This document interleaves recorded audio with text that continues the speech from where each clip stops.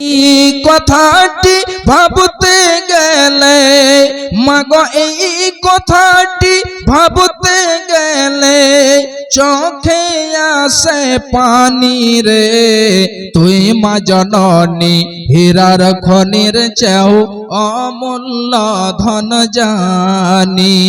তুই মা জননী হীরার খনির চেয়েও অমূল্য ধন জানি।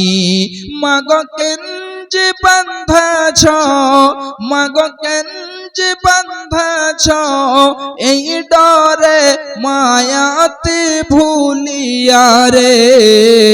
তুই মা জননী হীরার খনির চেয়েও অমূল্য ধন জানি।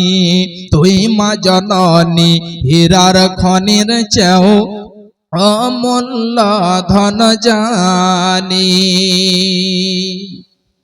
ভাইজান বাপজান আমার মা জননীরা খুব ভালো করে শোনন। আল্লাহর নবী বললেন, ইন্নাল্লাহা হারামা আলাইকুম উকুকাল উম্মাহাতি ওয়া ওয়াদাল বানাত।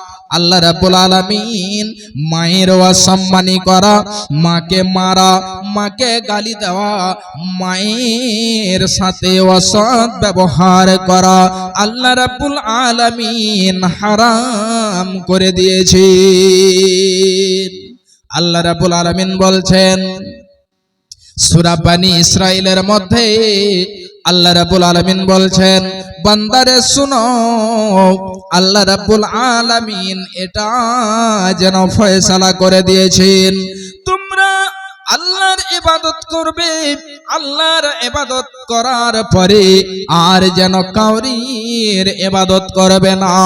শুধুমাত্র তোমরা তোমার মাতা পিতার সেবা করবে, তাদের সাথে ভালো ব্যবহার করবে, এবং তাদের মধ্যে যদি দুইজনই থাকে কিংবা একজন থাকে তাহলে তাদের সাথে ভালো ব্যবহার করবে এবং তাদেরকে উপ শব্দটিও বলবে না।